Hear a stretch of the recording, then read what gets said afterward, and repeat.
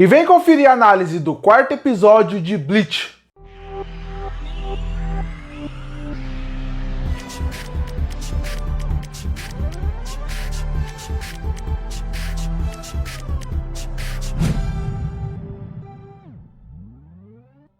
E lançou o quarto episódio da segunda parte da última temporada de Bleach. E esse episódio começou da mesma forma como o último terminou, mostrando os Quincy's despertando um poder a mais, um poder superior. E nesse caso, quando a gente vê a Bambi, a gente vê uma outra forma que ela tem, que seria a sua forma com asas. A partir daí, Bleach, o autor, o Kubo, usou uma estratégia narrativa que é para fazer outros personagens também fortes e se impressionarem com o nível de poder do personagem, pra gente que tá vendo também ficar preocupado, pensar se essas personagens fortes ficaram dando tanta referência pra ela, ficaram tão surpresas com ela, é pra gente ficar assustado também. E é isso que acontece com a Bambi. Ela consegue libertar as suas asas, e aí quando mostra as outras Quincy's vendo isso, e todas com as suas asas, e discutindo qual que é a utilidade das asas, uma fala que não gostaria de usar, a uma fala que, por exemplo, seria não é útil pra ela na movimentação, elas falam que a Bambi não deveria usar asa, porque o poder dela é muito poderoso, e isso poderia destruir tudo ali. A luta dela vai acabar muito rápido.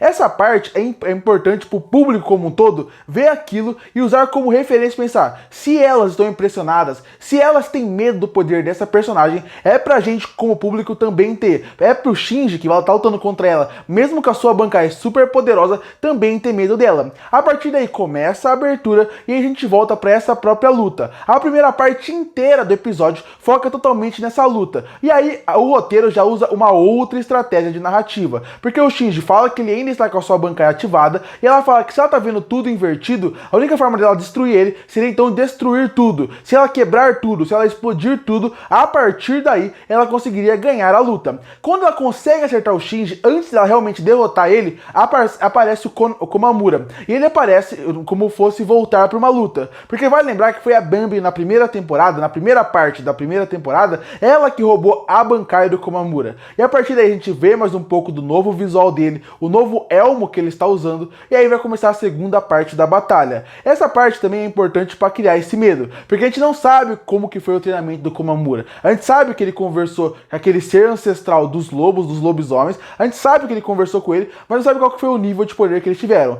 Tem um pouquinho mais de luta, a tenente dele aparece, tenta ajudar ele, mas mesmo assim, a Momo, mas mesmo assim ela não consegue ajudar, e aí nessa parte acerta e o Elma acaba caindo. Na hora que o Elma acaba caindo, a gente percebe que ele não é mais aquele lobo que a gente conhecia, agora ele tá na forma humana dele. E eu adoro essa primeira parte do episódio. Pra mim, dessa segunda parte da segunda temporada, essa primeira metade do episódio, eu acho que é o melhor momento da temporada como um todo até agora. A forma como eles escondem como está o Komamura, a forma como revelam a aparência dele, um design interessantíssimo, uma mistura entre um ser humano com bastante pelo, para poder lembrar que ele ainda é uma certa criatura bestial, é super interessante. O design é impecável, e aí entra no ponto do Kubo. Uma coisa que é inegável em questão de luta e em questão de visual é que o Kubo nunca deixa decepcionar na hora que você está falando de design de personagem, e o Komamura fez exatamente isso. A gente vê um flashback e vê também como que foi para ele chegar naquela forma dele. A gente descobre que para ele chegar naquela forma, ele teve que dar o coração dele, e que para ele, na forma como ele vê a vida, dar o coração seria um sacrifício muito pouco, pelo que o Capitão Yamamoto, que acabou falecendo na luta contra o grande Imperador Quincy, seria algo muito pequeno para ele. Ele acaba tendo um discurso, um diálogo ali, e a partir daí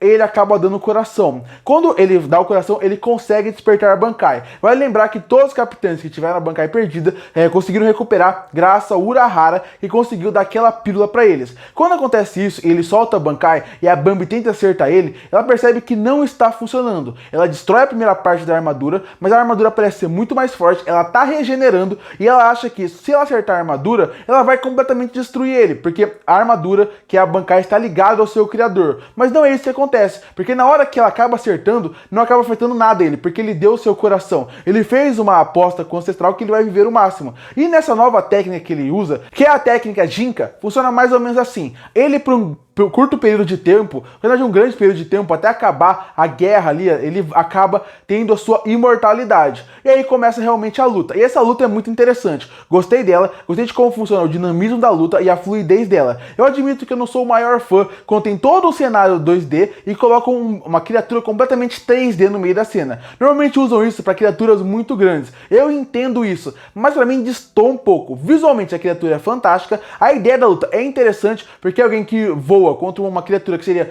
no conceito, um pouco mais lento, e isso é interessante. É uma luta que ela não é ruim, eu gosto também da diferença visual, porque os Quincy, eles são completamente brancos, a roupa deles são completamente brancas, a asa da Bambi é completamente rosa, e em volta ali tem o céu vermelho, tem as paredes meio que por estarem parecendo congeladas, meio que um azul cinza, e essa criatura, junto com o novo visual do Komamura, é muito interessante. A luta, em questão de estética, funciona muito bem. A luta poderia ser mais empolgante, se a animação fosse mais empolgante, se ela tivesse se inspirado um pouquinho mais, tivesse mais inspirada, mas ao mesmo tempo tem coisas muito interessantes. Não acho a luta ruim, mas eu acho que ela vale mais a pena, ela fica mais empolgante, porque ao longo da luta a gente vê muito do Komamura, e ele é um personagem interessantíssimo. O passado dele, saber mais sobre o clã dele é muito interessante, e a partir daí a gente vai vendo um pouco mais da aposta, a gente vai vendo como é que aquele ser ancestral que tá ali do clã dele vai falando como que ele está gastando, o que está fazendo. A partir daí ele praticamente mata a Bambi, quase mata ela, e quando ele vai destruir ela, ele parece que vai morrer, parece que o coração aconteceu alguma coisa, e nesse momento ele percebe que ele tá indo atrás dela por causa de vingança. Ele destruiu ela e tá indo atrás do Imperador por causa de vingança, e essa luta por causa de vingança faz com que ele volte na sua forma bestial, ele perca suas raízes, ele perca suas crenças e ele realmente vire um lobo. A partir daí o seu tenente aparece e tenta levar, e fala que vai levar ele pra lá. Essa cena tem uma transição fantástica, duas transições fantásticas. Primeiro, quando o Komamura está nos braços do seu tenente e ele pisa numa poça de lama e escreve Bleach, e quando foca lá no castelo, aparece o nome do episódio. Eu adorei essa sequência em questão de criatividade. A primeira parte, como eu falei, ela é fantástica em tudo. Eu gosto como eles voltam pro Touzen, recolocam o Touzen para destacar a vingança, e como o Touzen era importante pro Komamura. Eu gosto como destaca, explora, expande o universo dele. Eu gosto muito da ideia, e o design das lutas são interessantes, o design dos personagens são muito bons. Esse até a metade do episódio é fantástico, eu adorei até metade do episódio. E aí chega na segunda parte. A segunda parte não é ruim, mas eu achei ela inferior a essa primeira. A segunda parte, eles servem mais para poder realmente dar uma passada geral na luta. É como a própria narrativa usa. Quando aparece o Mask Masculine, ele fala que vamos começar o segundo round. E antes dele falar isso, ele fica mostrando o que aconteceu em cada luta. E é muito legal ver que o Uryu Ishida, ele vai em cada lugar. A gente não sabe o que ele vai fazer, e também cria um mistério interessante para os próximos episódios. Você que tá vendo o anime pensa, quero ver o próximo, pra ver o que o Uryu entregou pra eles, o que ele fez com eles. Também é interessante saber o que aconteceu com a Bambi, porque as amigas dela aparecem e não parece que vão trabalhar ela bem, não vão ajudar ela. Pela reação dela, você sente que ela não vai ajudar. Essa segunda parte realmente passa muito pelas lutas, tem diálogos rápidos, nenhum realmente aprofunda realmente no que precisa, mas o que realmente interessa essa parte são duas coisas. A primeira é como o Kubo consegue construir bem um mistério e um engajamento para você querer ver o próximo episódio. E até chegar na parte da luta do Mask Muscle, você consegue ver primeiro o Uryu chegando em todas aquelas lutas e fazendo alguma coisa, e também a Bambi, o que aconteceu com ela quando as amigas dela apareceram. Tem diálogos ali, tem sequências interessantes, a animação não está ruim. Bleach, esse anime como todo novo de Bleach, tem uma grande preocupação na parte estética e técnica. A fotografia é muito interessante na parte do capitão com uma barreira na frente dele, nessas lutas, é bem legal. Também é legal ver como ele escolheu bem qual capitão vai lutar contra quem. A partir daí, depois desse começo, essa parte que é bem rápido, realmente, só para relembrar o que aconteceu em cada luta, qual é cada personagem que está acontecendo e criar um mistério, a gente volta pro Mask Muscle. Ele vê que duas coisas estão caindo do céu. Quem lê o mangá sabe o que é, sabe quem tá chegando, mas a partir daí vai ter essa luta, que é outro mistério interessante, porque para quem não conhece, cria a vontade de querer ver logo o próximo episódio para saber o que é, mas antes dele chegar lá para lutar contra eles, tentar descobrir o que é essa coisa misteriosa, dois capitães aparecem para lutar contra ele. E esses capitães seriam o Kensen e o Rosé. E aí entra no outro ponto super interessante do Kubo. Da mesma forma como essa segunda parte, ele consegue criar mistério interessante para você querer ver os próximos episódios, ele também sabe qual personagem colocar em qual da luta. Não por causa do Rosé, mas o Kensen, você quer ver mais a luta dele. É um personagem visualmente interessante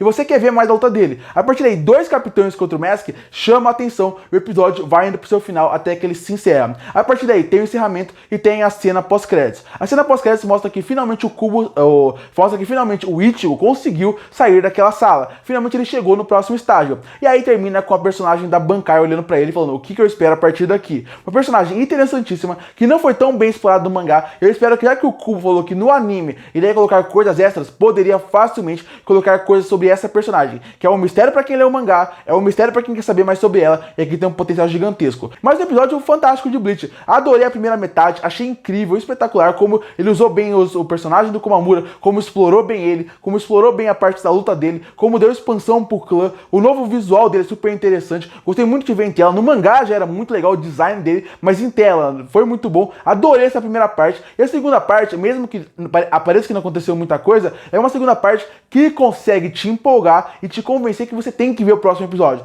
pelos mistérios criados, pelo que vai acontecer com cada um e também pelas possíveis lutas dos capitães que eles já apresentam. E a cena pós-créditos também empolga bastante pelo caminho que o anime vai levar. E então eu gostei muito desse episódio. Tem coisas muito boas, tem a parte, acho que esse episódio ele tira o melhor que o Kubo consegue colocar na sua obra. Bons designs de personagem, boas sequências de ação e também boas lutas. E que obviamente ele conseguiu expandir um pouco a história, que normalmente ele passa meio por cima no mangá. Mas mais um episódio que eu achei muito bom e já estou ansioso pro próximo. Curte pra fortalecer o canal, se inscreve pra não perder os próximos vídeos. E aí, o que você achou do quarto episódio de Bleach? Que nota se daria pra ele? Qual é o seu episódio preferido até agora? Comenta aqui embaixo e eu volto no próximo vídeo.